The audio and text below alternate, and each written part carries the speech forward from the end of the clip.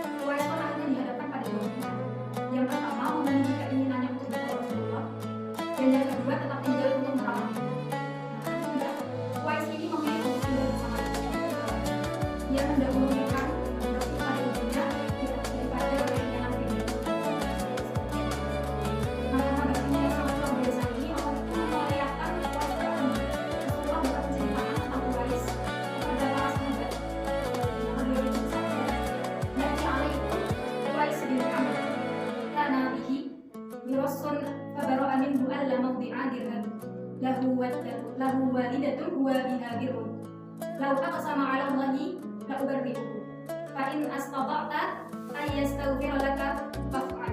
Nah, artinya akan datang kepada kalian Uwais bin Amir. Ia memiliki seorang ibu dan ia sangat berbakti kepadanya.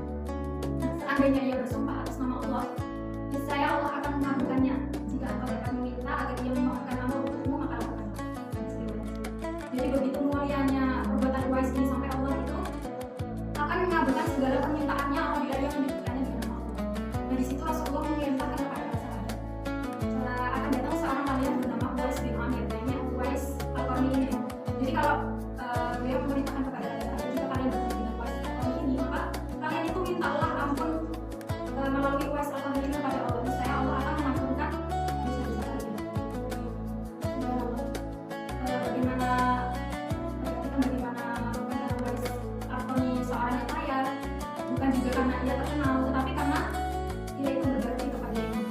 Namanya aja sampai disebut oleh Rasulullah SAW, padahal sama sekali belum pernah bertemu ya Uwais dengan Rasulullah.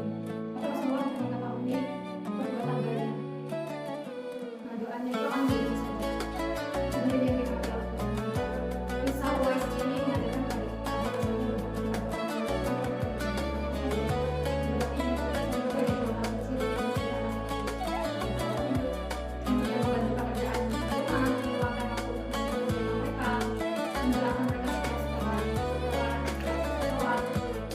dan juga tidak membuat hati kita terasa.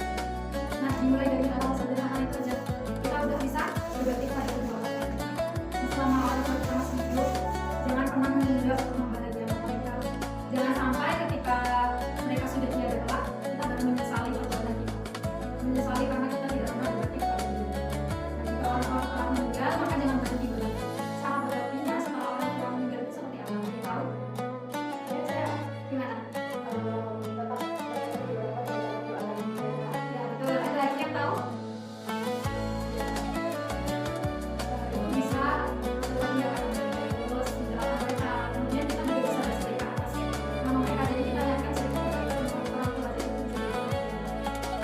Kemudian kita juga tetap menanamkan silaturahmi yang cara kita untuk berbakti kepada orang tua meskipun mereka mati, karena tetap pahala itu akan selalu mengalir kepada mereka. Maka salah satu amalan yang tidak terputus ketika kita meninggal adalah anak yang soleh. Iya. Nah, seringkali kita kan sibuk mengejar cita-cita, pekerjaan, kesuksesan, namun lupa bahwa di rumah itu ada orang tua yang selalu mendoakan kita. Mereka adalah ayah dan ibu yang telah mengorbankan waktu, bahkan air mata demi kebahagiaan kita.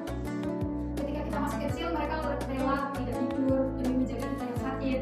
Ketika kita lapar, mereka berusaha memberi makan meskipun mereka sendiri menahan lapar. Kemudian mereka juga melakukannya dengan penuh kasih sayang tanpa mengharapkan balasan. Maka selama orang tua kita masih hidup, jangan sia-siakan kesempatan untuk berbakti kepadanya. Ucapkanlah kata-kata yang lembut, kata-kata yang penuh kasih sayang, dan luangkan waktu untuk menemani mereka meskipun hanya sebentar. Kebutuhan mereka dan jangan pernah lupa untuk mendoakan mereka setiap karena itu adalah kebaikan kita buat orang tua.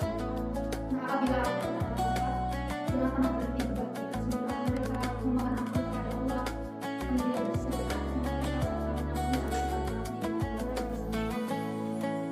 Semoga Allah menjadikan kita sebagai anak-anak yang soleh dan salihah yang mampu membahagiakan kedua orang tua baik di dunia maupun di akhirat.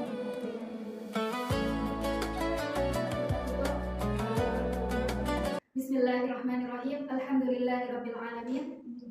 Hamdan syakirin, hamdan na'imin, hamdan yuwafi ni'amahu wa yukafi'u mazidah. Ya Rabbana lakal hamdu kama yanbaghi li jalali wajhikal karimi wa 'azimi sultani. Allahumma shalli wa sallim wa barik ala Muhammad wa ala ali Muhammad wa ala ashabi Muhammad ajma'in. Allahumma ighfir lil muslimina wal muslimat wal mu'minina wal mu'minat al ahya'i minhum wal amwat. Innaka sami'un qaribun mujibud da'wat. Allahumma ighfir lana dhunubana wa kaffir 'anna sayyi'atina wa tawaffana ma'al abrar. Rabbana atina fid dunya hasanah wa fil akhirati hasanah wa qina 'adzabannar. Allahumma ighfir lana wa lil walidayna warhamhuma kama rabbayani shaghira. Allahumma ja'alna minal barri wa bil walidain wa qaffana li ta'atihima في غير معصيتك وارزقنا رضاهما ورضاك يا أرحم الراحمين. ربنا تقبل منا إنك أنت السميع العليم وتب علينا إنك أنت التواب الرحيم. وصلى الله على محمد وعلى آله وأصحابه أجمعين. Semoga Allah senantiasa menjadikan kita anak-anak yang selalu berbakti kepada orang tua sehingga kita mencapai ridho dan mendapatkan ridho Allah Subhanahu wa taala. Amin. Assalamualaikum warahmatullahi wabarakatuh. Waalaikumsalam warahmatullahi wabarakatuh.